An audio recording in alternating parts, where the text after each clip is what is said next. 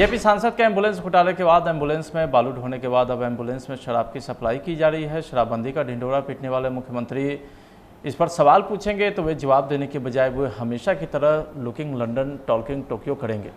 System ध्वस्त कर CM उस पर कुंडली मारकर बैठ गए हैं। उनके अब कोई जवाबदेही नहीं है, जिसे जो मर्जी करे, क्योंकि वो थक चुके हैं। उनके वश में और कुछ भी नहीं है। ऐसा हम नहीं बल्कि नेता प्रतिपक्ष तेजस्वी यादव बता रहे हैं। और पीछे होकर रहिए, थोड़ा पीछे होकर रहिए।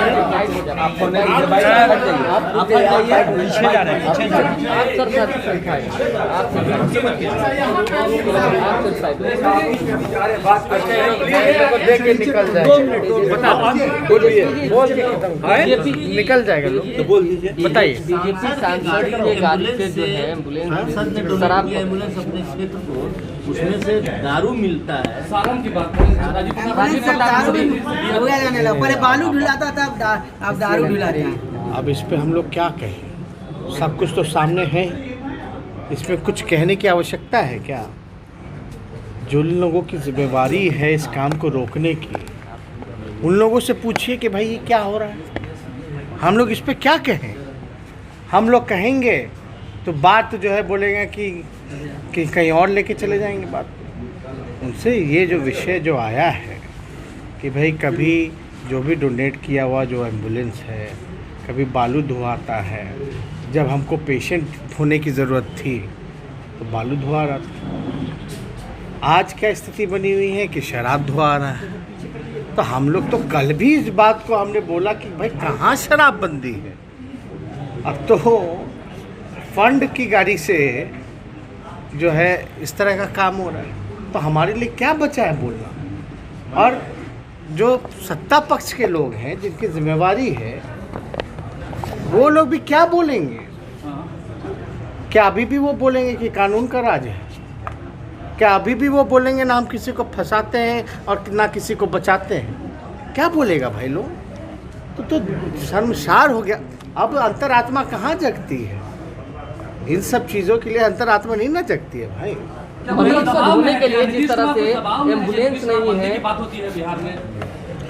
अब भाई अब क्या दबाव में है नहीं है, लेकिन नीतीश कुमार जी तो पूरी तरीके से फेल हो चुके हैं। बिहार का भट्टा बैठा दिया उन्होंने। हर चीज़ पूरा सिस्टम जो है कोलैप्स कर गया है। आज आपने देखा है ना वीडियो जो हमने डाला भी है, कहाँ मिल रहा है खाद, क्या स्थिति बनी हुई है। लोग मर रहे हैं, किसान लोग। कहाँ कोई सुनवाई है, क्या कार्रवाई है? नीतीश कुमार जी आके एक शब्द बोले ना भाई, किस बात का आप जनता दरबार लगाए हुए हैं? आपने जनता दरबार में कहा था आज अभियंता दिवस है, कोर्ट का जो है फैसला स्टे हट जाएगा तो हम जो है रोजगार दे देंगे। बड़ी खबर अवैध बालू से जुड़ा है, जहां खनन मामले में निलंबित आईपीएस अधिकारी और भोजपुर के एसपी रहे राकेश कुमार दुबे के 4 ठिकानों पर आर्थिक अपराध इकाई की छापेमारी चल रही है। बिहार से लेकर झारखंड तक आईपीएस राकेश कुमार दुबे के ठिकानों पर पुलिस की रेड पड़ी है।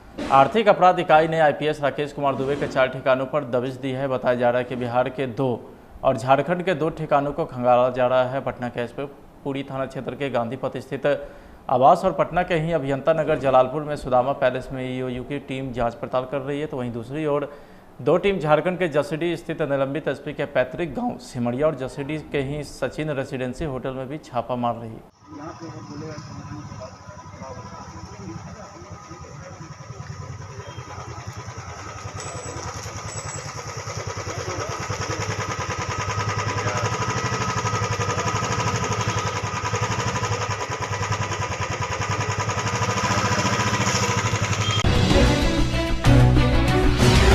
न कोई स्क्रैच कूपन, न ही लकी ड्रॉ, कौन बनेगा करोड़पति के गेम शो से भी दूर दूर तक इस गांव के लोगों का कोई नाता नहीं है। लेकिन कटिहार के आजमनगर प्रखंड के पस्तिया गांव में हर कोई अपना खाता चेक करवाने के लिए आतुर है। दरअसल उत्तर बिहार ग्रामीण बैंक में खाता धारक कक्षा 6 में पढ़ने वाले आशीष के खाते में 6 करोड़ 20 लाख, तो वहीं गुरुचरण विश्वास के खाते में 90 करोड़ 52 लाख रुपया आया हुआ है।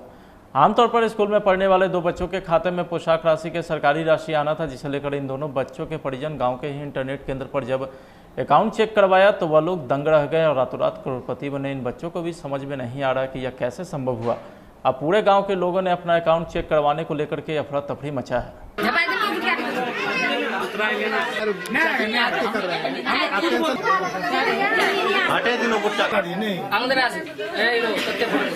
गुटखा कोई ना शहर में नहीं मुखिया जी, आपके गांव में बच्चों के खाता में जो स्कूली बच्चा है करोड़ रुपया आया है, क्या जानकारी है इस बारे में, क्यों गांव में चर्चा है? देखिए, पहले ये दोनों बच्चा स्कूल में पढ़ रहा है।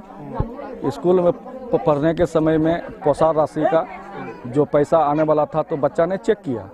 जो चेक किया तो उसमें देख रहे हैं कि करोड़ का पैसा उस खाते में घुस रहा है। तो हमने सरकार से मांग करेंगे कि बैंक द्वारा इतना पारदर्शिता के साथ काम होता है, इतना करोड़ का पैसा एक खाते में कैसे आता है। जो हम सरकार से मांग करेंगे कि इस पैसे की जांच किया जाए और बैंक को पारदर्शिता किया जाए। तो और लोगों में ऐसा आ रहा है, चर्चा होते जा रही है, ये लोग तो चेक करा, बाकी लोगों में ऐसा हो रहा है, सुन रहे हैं? देखिए, ये दोनों बच्चा का सुबह से चर्चा हो रहा है। आगे अगर यदि कोई चेक करता है तो इसकी सूचना मिलेगी तो आप लोगों को दिया जाएगा। कौन बैंक है ये? उत्तर ग्रामीण बैंक है। बैंक से अभी तक कोई बात नहीं हुई? नहीं, बैंक से अभी कोई सूचना नहीं मिली है। बैंक जैसे सूचना होगी इसका सूचना आगे दिया जाएगी। क्या नाम है? ललन विश्वास, मुखिया ग्राम पंचायत राज बघोरा। 905 का। अच्छा, कैसे पता चला? खाता चेक करने गए थे ना। हाँ, तो कौन सी के लिए खाता में पैसा आता है? स्कूल का। अच्छा, स्कूल का। तो चौक गया है ना सब, कैसे पैसा, इतना पैसा है? हाँ? कितना पैसा आ गया तो आश्चर्य हुआ ना तुमको? हाँ। कितना पैसा आया हुआ है? 905 का। कौन स्कूल में पढ़ते हैं? स्कूल का नाम बता।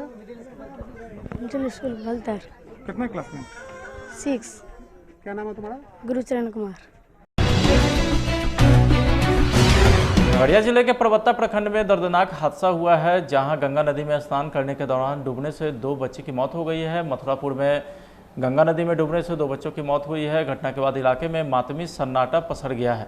घटनास्थल पर सैकड़ों की संख्या में लोग मौजूद हैं। आपका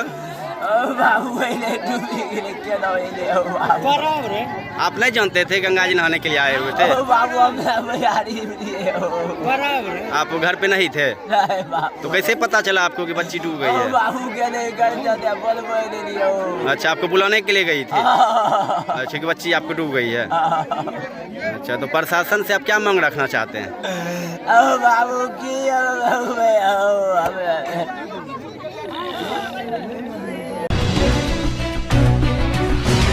सासारां में उत्पाद विभाग के 3 सिपाही को रिश्वत देते गिरफ्तार किया गया है। घटना के बारे में बताया जाता है कि 10 सितंबर को नगर थाने के गुरुद्वारा रोड में विक्रम कुमार नामक शख्स के यहां उत्पाद विभाग के 3 सिपाही राजीव कुमार, रविंद्र कुमार एवं शिवपूजन कुमार ने शराब बरामदी हेतु छापा मारी किया था। इस मामले में केस नहीं करने और तस्कर को लाभ पहुँचाने के लिए 1.5 लाख रुपये की मांग भी की गई थी।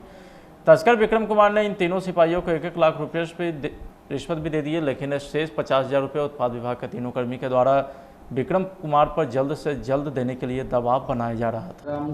टाउन थाना अंतर्गत 10 सितंबर को गुरुद्वारा रोड स्थित विक्रम कुमार के घर में उत्पाद विभाग के सिपाही 3 सिपाही जिनका नाम राजीव कुमार, रविंद्र कुमार और शिवपूजन कुमार, इनके द्वारा शराब बरामदगी हेतु छापेमारी किया गया था और उसमें शराब उन्होंने कुछ बरामद किया और इसके बाद शराब मामले में केस नहीं करने के लिए और तस्करों को जो लाभ पहुंचाने के लिए इन लोगों ने उससे पैसे की मांग की। 1.5 लाख रुपए की मांग की गई थी। पहले 2 लाख रुपए की मांग कर रहे थे, फिर 1.5 लाख रुपए में इन लोगों ने उस पर एग्री हुए और उसमें से 1 लाख रुपया इन लोगों ने उसी दिन ले लिया और इसके बाद 50,000 रुपये जो शेष बचे हुए थे उसको लेने के लिए ये लोग उस समय से इन लोगों को परेशान कर रहे थे, जो विक्रम कुमार हैं उनको, और पुलिस को यह सूचना मिली तो पुलिस के द्वारा उसमें अपना जाल बिछाया गया और 14 तारीख को जो शेष पैसे जो लेकर के गए थे उसमें से 20,000 रुपये, 50,000 रुपये में से 20,000 रुपये को ले करके वो वहाँ पे जा रहे थे और उनको पैसे देते हुए उसको पकड़ा गया है। और इस मामले में 3 जो सिपाही हैं उनको गिरफ्तार किया गया है और साथ ही साथ उनके साथ एक होमगार्ड का जवान जो पैसे लेने के लिए गया था और एक जो लाइनर है उसकी भी गिरफ्तारी की गई है। इस प्रकार से ये एक काफ़ी गंभीर मामला है जिसमें कि कुछ जो उत्पाद विभाग के कुछ सिपाहियों के द्वारा गलत कार्य किया जा रहा था, इसका भंडाफोड़ किया गया है और इन लोगों को कड़ी से कड़ी सजा दिलाने का काम हम लोग करेंगे। तो 5 लोगों की गिरफ्तारी हुई है जिसमें 3 उत्पाद सिपाही हैं, एक गृहरक्षक जो कि उत्पाद विभाग में ही प्रतिनियुक्त है और एक जो लाइनर है उसकी गिरफ्तारी हुई है जिसका नाम धीरज गोस्वामी है। जो उत्पाद सिपाही हैं राजीव कुमार, कविंदर कुमार, शिवपूजन कुमार और गृहरक्षक जवान जो हैं उनका नाम है राजेश कुमार पांडे। इन लोगों के पास कुल नगद रुपया 59,050 रुपया बरामद हुआ है और मोबाइल भी 6 बरामद हुआ है और एक मोटरसाइकिल बरामद हुआ है। इस जो मद्य निषेध का जो कानून है उसमें काफ़ी गंभीर प्रावधान है। इस प्रकार से कोई भी अपने सरकारी पद का गलत रूप से अगर उसका इस्तेमाल करते हैं तो उन पर करीब से करीब सजा उसमें देने का प्रावधान है और इसको हम लोग सुनिश्चित करेंगे।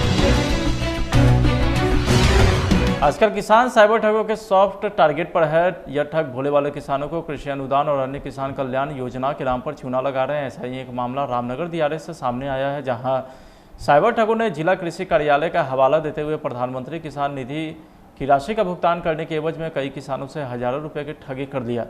किसानों ने थाना में लिखित शिकायत देकर प्राथमिकी दर्ज करवाने की मांग की है। मामला बाढ़ अनुमंडल कैथमल गोला प्रखंड का है। क्या घटना घटी आपके साथ?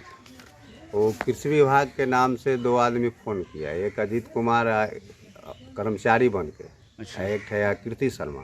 अच्छा, कहीं इसकी आपका जो है प्रधानमंत्री जो है निधि मिलता है और ये जो किसान जो है अनुदान अति होल्ड है, आप सिक्योरिटी के तौर पर इतना पैसा दीजिएगा तो हम यहाँ से उसको होल्ड के छोड़ के आपके खाता में पैसा चला जाएगा। कितना पैसा मांगा था? पहले मांगा था 6,000। अच्छा, फिर कहीं इसकी 5500 और दीजिए, यहाँ देखिए, और उसके बाद में 3500। अच्छा, कहीं इसके मेरे खाता में डाल दीजिए। तो खाता अभी नंबर दिया तो हम समझे कि होल्ड छोड़ने के अथी में एवज में सिक्योरिटी मनी मांग रहा है, तो कर्मचारी है भी, तो हम दिए पैसा उसको, खाता से खाता में दिए और थाना में भी जाके हम उसका नंबर, अकाउंट नंबर सब जाके दिए हैं। किस योजना का पैसा दिलाने की बात किया था वो कहीं कि आपका होल्ड है, दियारा में होल्ड है, नहीं मिल रहा है सर्वे लैंड के कारण। कौन योजना? प्रधानमंत्री निधि। अच्छा, किसान निधि। किसान निधि। किसान निधि। अच्छा, वो आप लोग को नहीं मिलता है? नहीं मिलता यहाँ के किसानों को। अच्छा, तो हम लिखे थे सेक्रेटरी के साहब को, तो हम समझे कि होल्ड हो गया, नहीं मिल रहा है, तो इसलिए वहाँ सिक्योरिटी मनी के तौर पर मांग रहा है। खाता नंबर में मांगा, लेकिन खाता नंबर भी है, बंगाल के खाता है नंबर दिया हो अपना नाम से। एक तो गूगल में है, सुनीता देवी के खाता है सेंट्रल बैंक का, उसका जो है गूगल में कीर्ति शर्मा के नाम से बना हुआ है, उसमें लिया पैसा। कुल मिलाकर कितना रुपया का ठगी हुआ आपसे? 13,000 कुछ रुपया। उन लोगों को आप पहले से नहीं जानते थे? नहीं, कृषि पदाधिकारी वो बन गया, एक तो कोऑर्डिनेटर बना हुआ था। आपने आवेदन पुलिस में दिया? हाँ, दे दिए, थाना इंचार्ज को दिए दिया। कौन सा थाना? कैथमल गोला।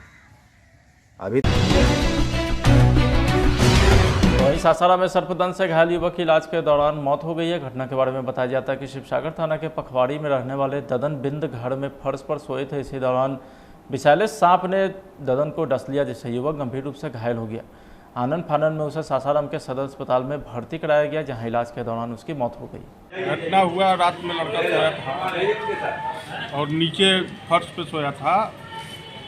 गरीब आदमी है, उसके पास बेड नहीं था, तो उसी में क्रम में रात में सांप काट दिया और काटने के बाद में हम लोग इलाज कराने सदर हॉस्पिटल आए, जहाँ इसका डेथ हो गया, मर गया लड़का। क्या नाम है मृतक का?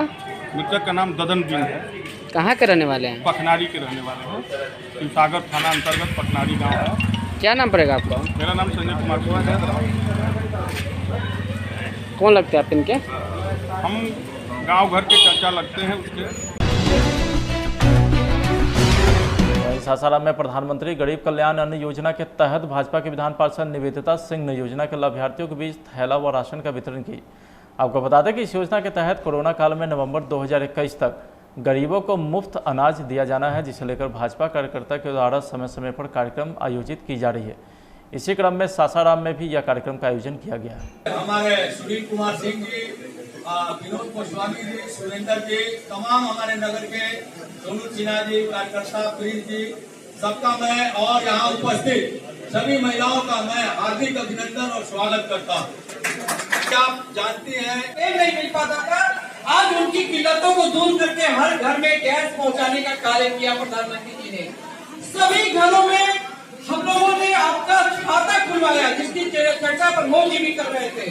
तो आदरणीय प्रधानमंत्री जी जिस तरह से हमारी महिला बहनों की चिंता करती है, वैसा कभी आज तक देश के किसी भी प्रधानमंत्री जी ने महिलाओं के बारे में चिंता नहीं की थी। और मैं आपके पास एक साक्षात रूप में उदाहरण हूँ कि मैं भी एक महिला हूँ और पार्टी की कार्यकर्ता हूँ, और पार्टी का निरंतर कार्य करते हुए आदरणीय प्रधानमंत्री जी और हमारे बिहार के हमारे सम्मानित अध्यक्ष जी, हमारे उप मुख्यमंत्री जी, हमारे मुख्यमंत्री जी ने मुझे उस जगह बिठाया है जहां आपकी हक की लड़ाई की बात और चर्चा में कर सकूं। मैं आज आप सभी के बीच में यहाँ आई हूँ, मुझे देखकर बहुत खुशी हो रही है।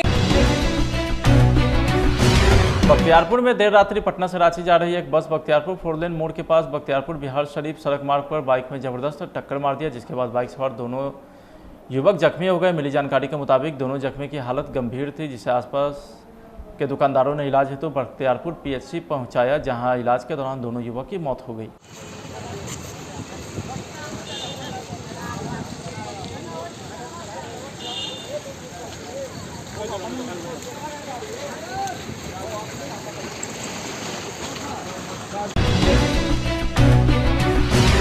बिहार बीजेपी कार्यालय में सहयोग कार्यक्रम का आयोजन किया गया। गुरुवार के सहयोग कार्यक्रम के दौरान मंत्री प्रमोद कुमार, मंत्री सुभाष सिंह व नारायण प्रसाद भी शामिल हुए। कार्यक्रम के दौरान सभी मंत्री ने मीडिया को भी संबोधित किए। का जो मैनेजर जो उसके चंदन गलोटिया थे, तो उन्होंने रिफ्यूज कर दिया। कल से 75 लाख रुपया बांटने वाले थे, नहीं दिए। तो हम लोगों ने तय किया है कि मोतिहारी चीनी मिल के जो भी अधिकारी हैं, उसके मालिक हैं, उनके ऊपर जो झूठा आश्वासन दिए थे, इसके खिलाफ में सरकारी स्तर से उनके ऊपर धोखाधड़ी का मुकदमा दर्ज किया जाएगा, जो हमारे आयुक्त के माध्यम से जिलाधिकारी को निर्देश जा रहा है। सर, तेजस्वी यादव ने एक बड़ा आरोप जो है वो एनडीए सरकार पर लगाया है कि शराब सब जगह मिल रही है, दवाई कहीं नहीं मिल रही। अभी तो समझने की बात है, सबका नज़रिया अलग अलग होता है। नेता प्रतिपक्ष ने कहा है, एक बात और बात बताया है कि पूछिए प्रधानमंत्री जी क्या क्या किए हैं, बोला है ना जी, ये भी बात तो बोले हैं।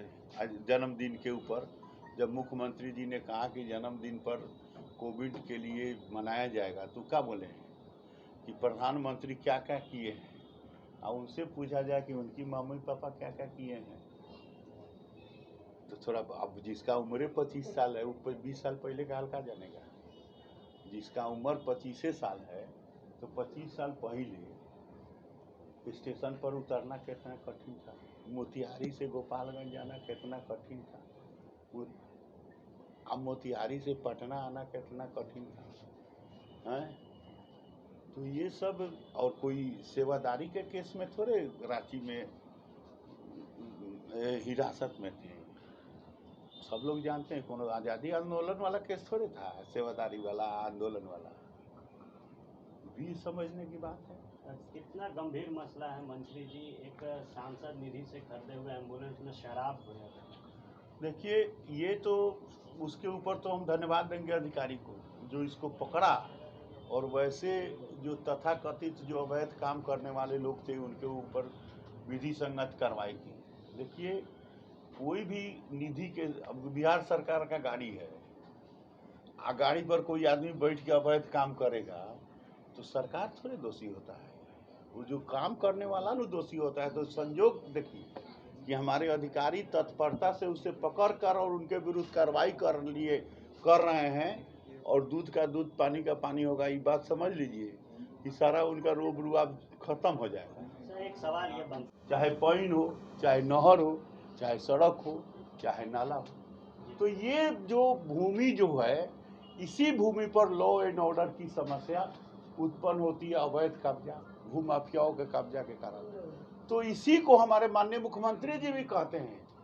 कई सुधार, धन्यवाद है अपने माननीय मंत्री राजस्व विभाग को और राजस्व विभाग के अपर मुख्य सचिव को कि जो कई सिस्टम उन्होंने अडॉप्ट किया है, जो ऑनलाइन इसकी सुधार होगी। तो जो माननीय मंत्री जी ने कहा, कोई खराब बात नहीं कहा, सही बात कहा है कि ऐसे ही जो सरकार की भूमि है, जिसका सर्वे हो रहा है, ये सब भूमि निकल रहे हैं। पता कीजिए, जहाँ सर्वे होता है वहाँ जाकर देखिए, हजारों हजार एकड़ भूमि इस टाइप के निकल रहे हैं जो अवैध कब्जा में है। एम्बुलेंस से शराब तस्करी को लेकर जाप पार्टी के द्वारा एक प्रेस वार्ता का आयोजन किया गया और सांसद राजीव प्रताप रूडी के ऊपर जाप नेता ने गंभीर आरोप लगाया। इतना ही नहीं, राज्य सरकार के कार्यशैली पर भी गंभीर सवाल उठा दिए। छपरा के सांसद राजीव प्रताप रूडी की संसद से सदस्यता को बर्खास्त करने की मांग करती है। हम लोग ये भी मांग कर रहे हैं कि सारण जिला के डीएम और सिविल सर्जन को भी बर्खास्त करना चाहिए। इन लोगों ने सरकारी धन का भयंकर दुरुपयोग किया है। ये जनता की गाढ़ी कमाई का इन लोगों ने निजी इस्तेमाल किया है। इसलिए इन तीनों व्यक्ति को, राजीव प्रताप रूडी, सारण के डीएम और वहाँ के सिविल सर्जन को अविलंब बर्खास्त करना चाहिए। एक तरफ वहाँ का डीएम आरटीआई में बोलता है कि जो एम्बुलेंस चल रहा है वो सिविल सर्जन की निगरानी में चल रहा है। दूसरी तरफ वहाँ के सांसद बोल रहे हैं कि हम लोग एक अलग सिस्टम से एम्बुलेंस को संचालित किए हुए हैं।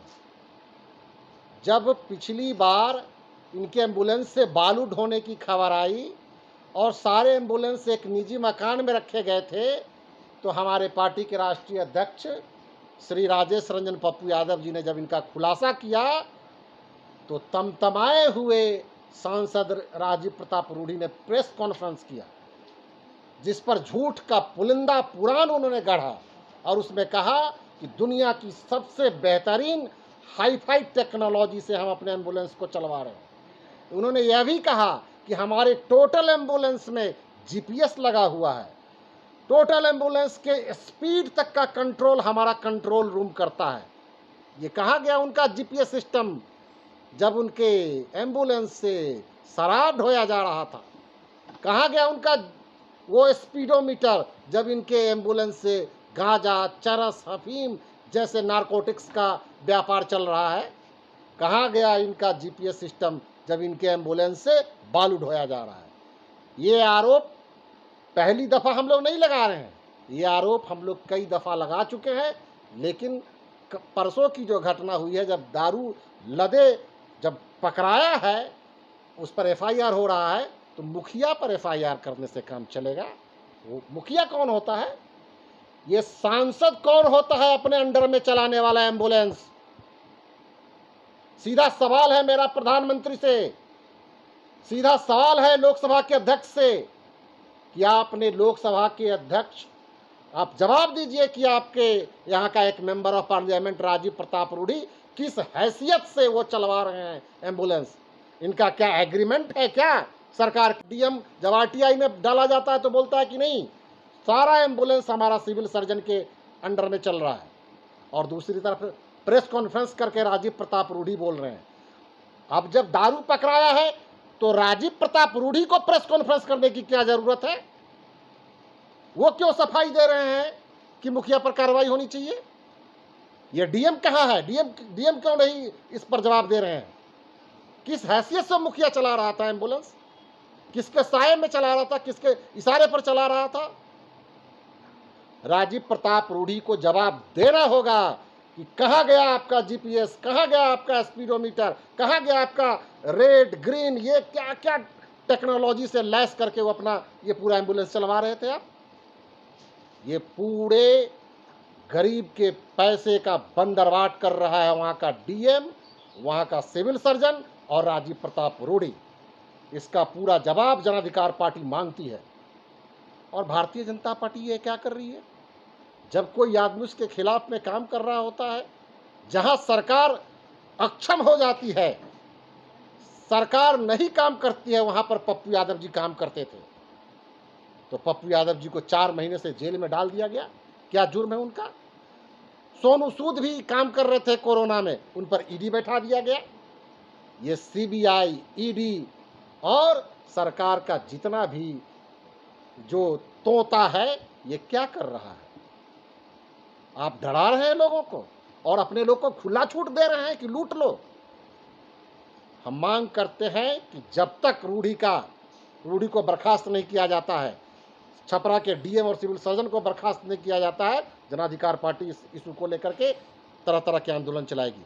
परसों हम लोग बिहार सरकार और भारत सरकार दोनों का पुतला जलाएंगे।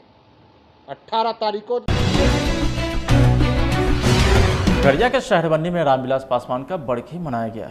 लोजपा नेता और कार्यकर्ता ने रामविलास पासवान की बरखी खगड़िया के शहरबन्नी उनके पैतृक गांव में मनाई, जिसमें चिराग पासवान ने शिरकत कर अपने पिता को श्रद्धांजलि दी। तो वहीं मीडिया से बातचीत के दौरान उन्होंने सीएम नीतीश कुमार पर जमकर निशाना भी साधा है। जन कल्याण योजना का निर्माण किया, जिसके तहत आज भी 81 करोड़ लोगों को केंद्र सरकार के द्वारा मुफ्त में उनको राशन दिया जा रहा है। तो ये तमाम योगदान हमारे नेता का रहा।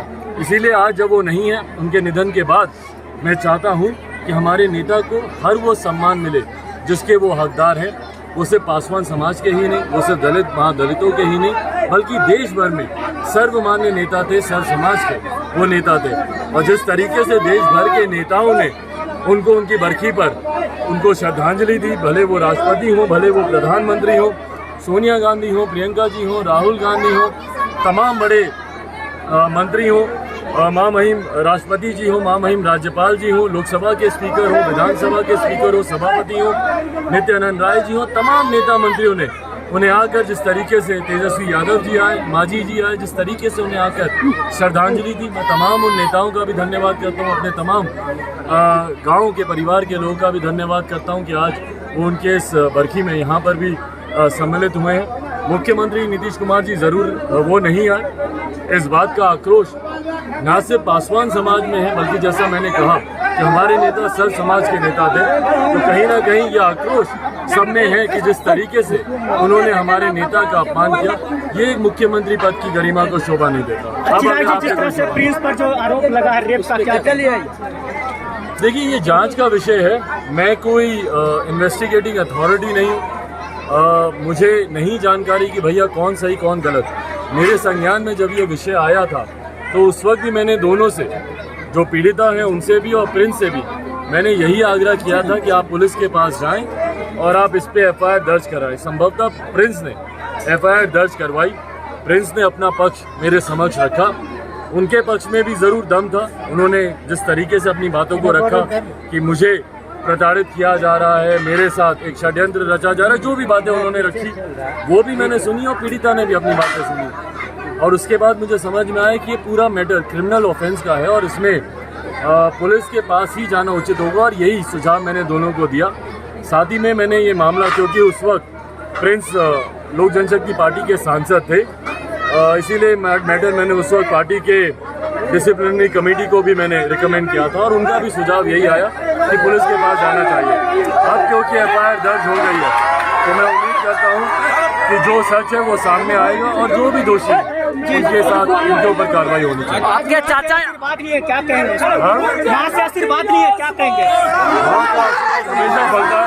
उम्मीद करता हूँ मेरी आगे की राह आसान होगी।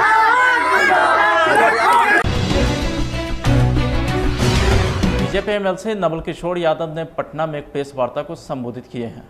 प्रेस वार्ता के दौरान नवल किशोर यादव ने बताया कि मैंने मुख्यमंत्री को पत्र लिखा है, जो कमजोर वर्ग के बच्चों के एडमिशन को लेकर के यह पत्र लिखा गया है, जो बिहार बोर्ड के छात्र का रिजल्ट बहुत ही कम रहता है। कोरोना काल में बिहार बोर्ड के स्टूडेंट का रिजल्ट में नंबर सीबीएसई बोर्ड के छात्र की अपेक्षा कम है। ऐसे में मेरी मांग है कि 80% रिजर्वेशन निजी कॉलेज और संस्था में इनकी होनी चाहिए। आज के प्रेस कॉन्फ्रेंस में आप तमाम पत्रकार साथियों को मैं धन्यवाद देता हूं कि आपने एक अहम मुद्दे पर कवर करने के लिए यहाँ आया है। आज मैंने एक मुख्यमंत्री जी के नाम में पत्र लिख रहा हूँ और उस पत्र को आपके सामने मैं प्रकाशित कर रहा हूँ। ये जो बिहार बोर्ड के बच्चे हैं, जो गांव गरीब किसान,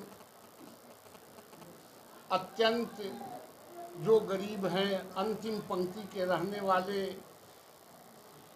जो अभिभावक के बच्चे हैं, जो बिहार बोर्ड में पढ़ते हैं और जो बिहार बोर्ड से पास करके पार्ट 1 में डिग्री में एडमिशन चाहते हैं, उनके नामांकन के संबंध में मैं ये बात रखना चाहता हूं कि इस बार 2012 से खास करके जो प्रीमियर संस्था है पटना विश्वविद्यालय के या अन्य विश्वविद्यालयों के, वहाँ 2012 से मेरिट पर एडमिशन लिए जाते थे, बच्चों के परीक्षा के आधार पर एडमिशन लिए जाते थे। उससे पहले मार्क्स के आधार पर लिए जाते थे।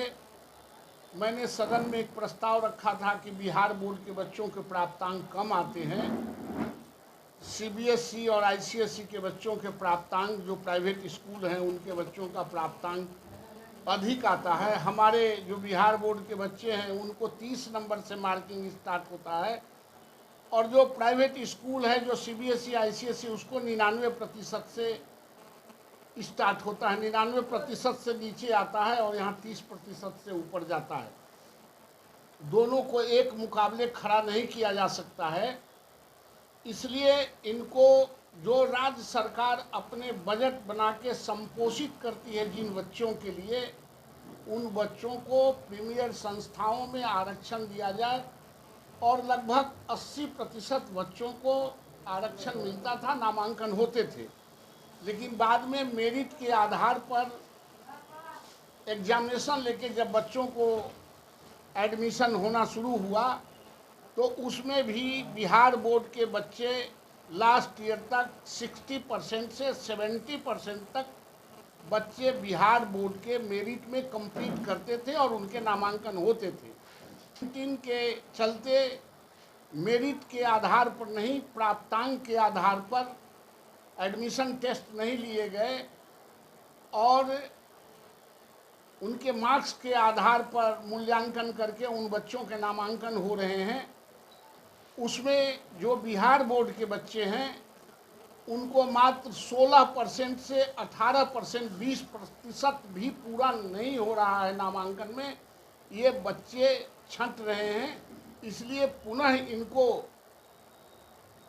80% बच्चों को रिजर्वेशन देके प्रीमियर संस्थाओं में नामांकन किया जाए, यह मुख्यमंत्री जी से मेरा आग्रह है और डिमांड भी है। क्योंकि जब राज्य सरकार 38,000, इस बार 38,000 करोड़ से भी ज़्यादा का बजट बिहार सरकार ने बनाया है इन बच्चों के लिए और 38% भी बच्चे अगर प्रीमियर संस्थाओं में नहीं जाते हैं तो इससे बड़ा दुर्भाग्यपूर्ण और कोई बात हो नहीं सकता है। जहां एक तरफ सरकार बच्चों को प्रेरित करके मुख्यमंत्री अभियान चला के बच्चों को स्कूल से जोड़ते हैं, 26 लाख बच्चों को सड़क से अंदर स्कूल में लाया है और जब वो बच्चे पढ़ने के लिए, नामांकन के लिए जब जाते हैं डिग्री में, तो वो सड़क पर आ रहे हैं, प्रीमियर संस्थाओं में उनकी हिस्सेदारी नहीं मिल रही है। इसलिए राज्य सरकार द्वारा संचालित बिहार बोर्ड के बच्चों को या तो मेरिट के आधार पर उनका नामांकन किया जाए, जो हो रहा था, और नहीं तो इन बच्चों को 80% रिजर्वेशन देके उन बच्चों को कंपनसेट किया जाए ताकि वो प्रीमियर संस्थाओं में नामांकन उनका हो सके। ये मेरा मुख्यमंत्री जी से आग्रह है और डिमांड भी है। इस बार सीबीएसई और आईसीएसई में परीक्षाएं नहीं ली गई, सिर्फ प्राप्तांक भरे गए। +2 के बच्चों को, हमारे यहाँ बच्चों के परीक्षा हुए, एक अखाड़ा में पास करके गया हो और दूसरा इसी तरह मूल्यांकन करके उनको नंबर दे दिया गया। दोनों को एक ही साथ मुकाबले में खड़ा करेंगे तो हमारे गांव गरीब किसान और मजदूर के बच्चे पिछड़ जाएंगे। यह बिहार के लिए दुर्भाग्यपूर्ण है। इसलिए मुख्यमंत्री जी से ये मांग करते हैं कि इन बच्चों को कंपनसेट किया जाए, इन बच्चों को नामांकन के लिए स्पेशल प्रावधान किया जाए।